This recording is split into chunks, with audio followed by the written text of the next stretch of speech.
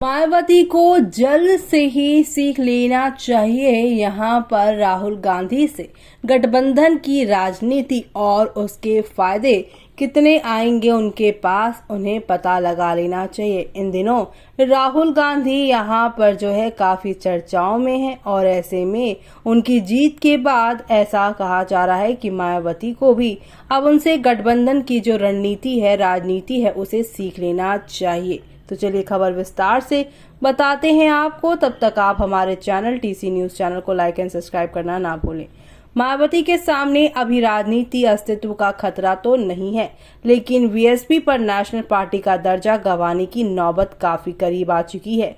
हो सकता है कि इसी डर से बीएसपी इस बार यूपी में होने जा रहे उपचुनाव में सभी 10 सीटों पर लड़ने का फैसला किया हो। आपको याद होगा, एक जमाने में बीएसपी उपचुनावों से पूरी तरह दूरी बनाकर चलती थी, क्योंकि मायावती का मानना था कि उपचुनावों में अक्सर सूबे में सत्ता पर काबिज राजनीतिक पार्टी ही फायदे में रहती है। लेकिन उपचुनावों से ठीक पहले पश्चिम यूपी में बीएसपी को बड़ा झटका लगा है। बिजनौर लोकसभा सीट से बीएसपी के टिकट पर 2024 का चुनाव लड़ चुके विजेंद्र चौधरी ने बीएसपी छोड़ दी है। वैसे बिजनौर लोकसभा सीट पर भी बीएसपी नगीना की तरह तीसरे नंबर पर ही थी, तो वहीं नगीना से चुनाव जीतकर सांसद बने यहाँ पर समाज पार्टी के आजाद समाज पार्टी के चंद्रशेखर आजाद इस वक्त मायावती के लिए सबसे बड़ी चुनौती बनकर उभरे हैं। चंद्रशेखर आजाद को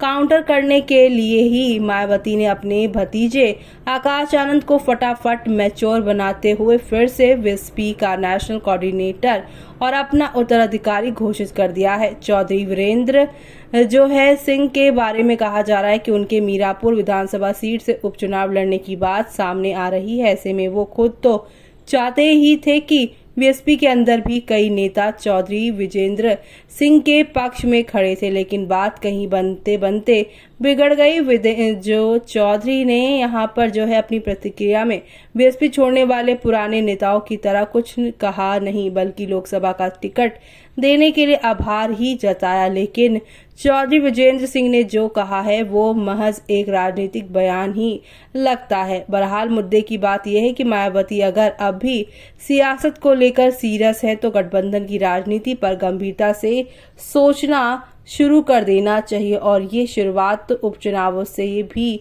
की जा सकती है। बीएसपी पर कैसे लटकी है तलवार, तो आप सभी को बता दें कि देश में जिन 6 राजनीतिक दलों को राष्ट्रीय पार्टी का दर्जा हासिल है, उनमें से एक बहुजन समाजवादी पार्टी भी है।